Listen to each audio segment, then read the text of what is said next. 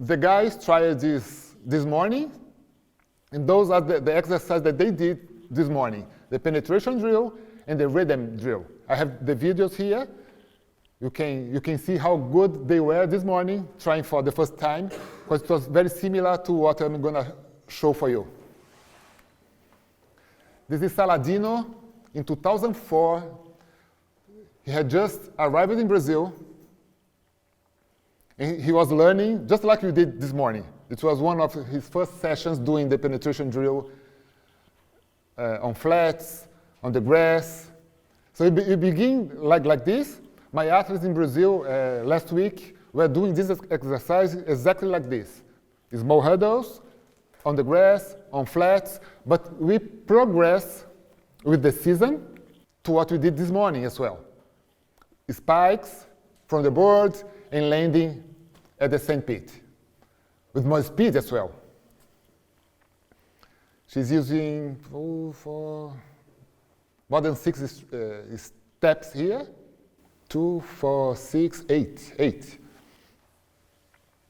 And you see, it's important to keep the rhythm, to keep the speed till the takeoff to the last jump. That's the idea. And then you move to the rhythm drill, the second one, with 3 steps between the takeoffs. 6 to 8 steps running, and then trying to run between the takeoffs. Now it's very similar to the transition phase, those 3 steps. Those 2 exercises together, I have this table for women long jump. It's interesting. You can use it as evaluation as well for the girls. So if you measure the distance at the first exercise, the penetration drill, and the second one, the rhythm drill, you can connect the points and say how far this girl could be jumping.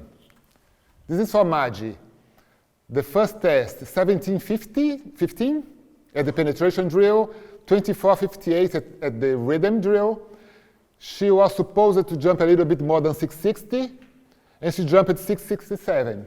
It was pretty accurate. A few months later, she jumped at 17:81, 26:19. She was supposed to jump around 690, a little bit more.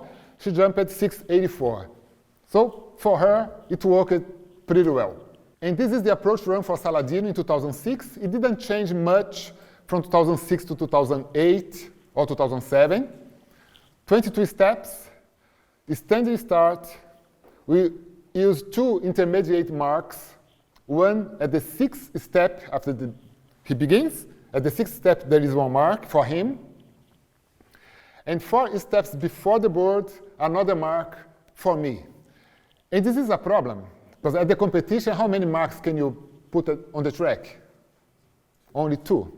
So I had to figure out how to manage that situation, because this one is for him, for accuracy, and this one is for me, the coach's mark. And his approach speed in training in 2006 was 10.6 meters per second. He improved that a little bit, but not much. In 2007, 2008, in competition, he was running 10.7, sometimes 10.8 meters per second. That's fast, but not extraordinarily fast. Dwight Phillips, Mike Conley, Carl Lewis, but maybe now the Jamaican guy, Gale, they run in excess of 11 meters per second. This is one jump from Saladino in Berlin, 2006. I'd like you to take a look at the approach run. You can see clearly the 3 phases. 6 steps pushing, optimal speed, transition phase, and then take off. Again, push, push, push, push. Now he's trying to reach the optimal speed, transition, and take off. It's clear for me, at least, the 3 phases of that approach run. Every time you are doing your approach run, you have one goal. It is to hit the board, right? Accuracy. What happens is that it's impossible to have 2 approach runs exactly equal. They are always different. They're always different. And you can see that we have the steps here, and the mistakes that we accumulate at each step. Those mistakes are being accumulated until that 5 or 4 steps before the board, we have a 40 centimeters plus or less.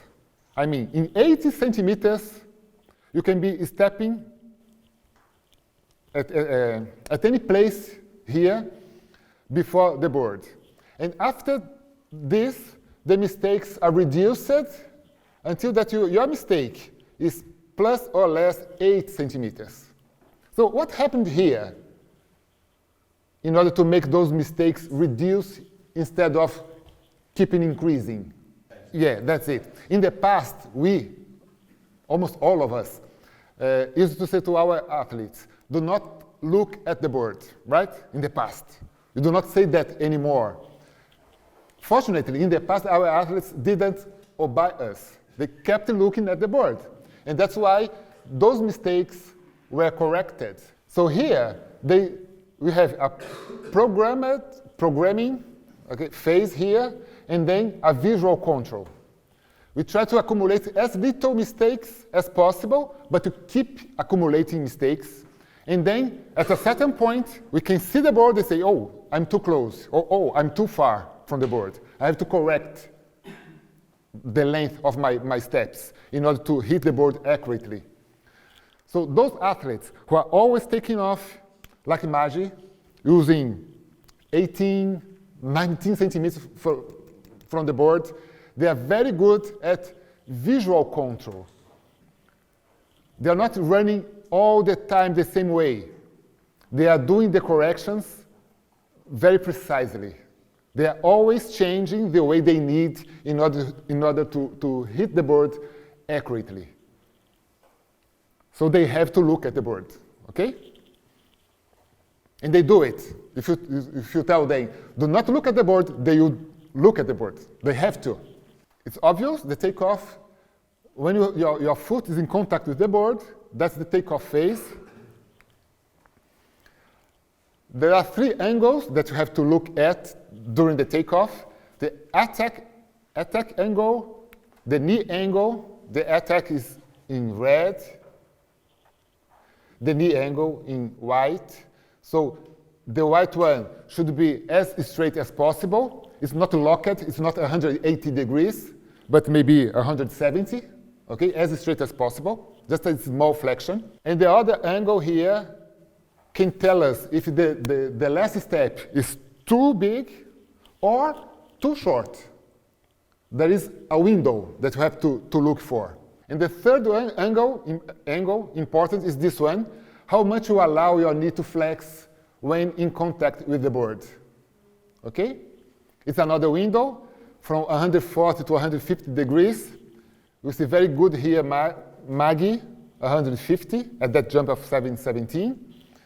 And this boy, he was at, I think, 17 or 18 years old, but a deep flexion, this is not good, 127 degrees.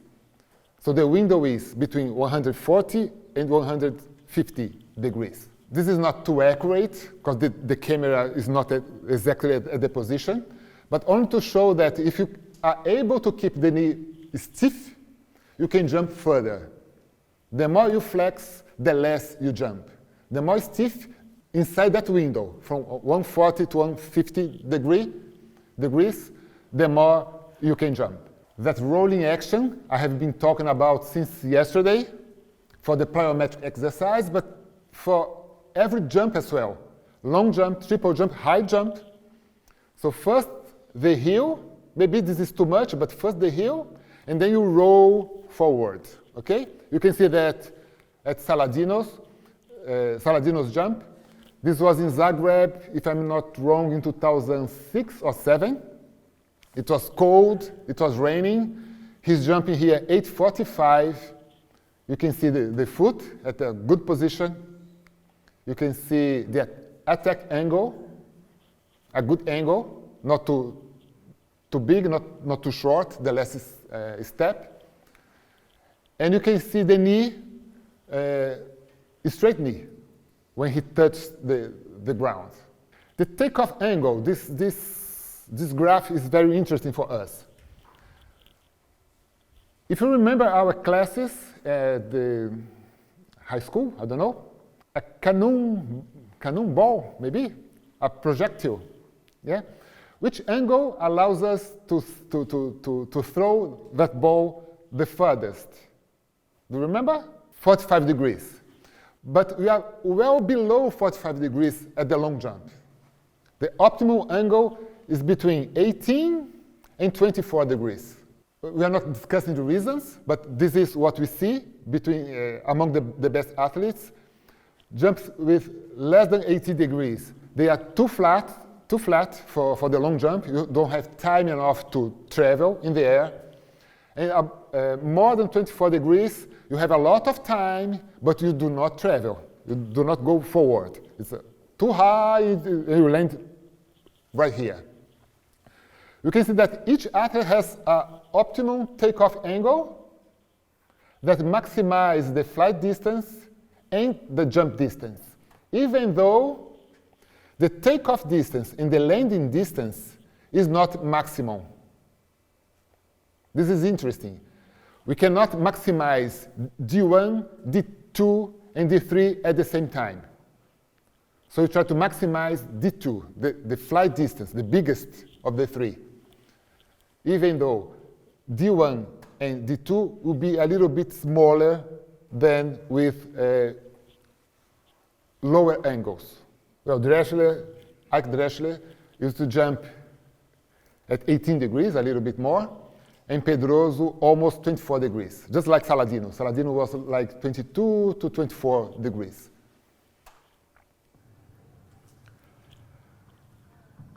We are doing this morning after the practice. You see, at the next to last contact, there is a box, just like he did. And that's the idea, to run fast, but mostly from the box to the ground, very fast. The last step, very active. So she's forced to do the preparation without overemphasize the preparation.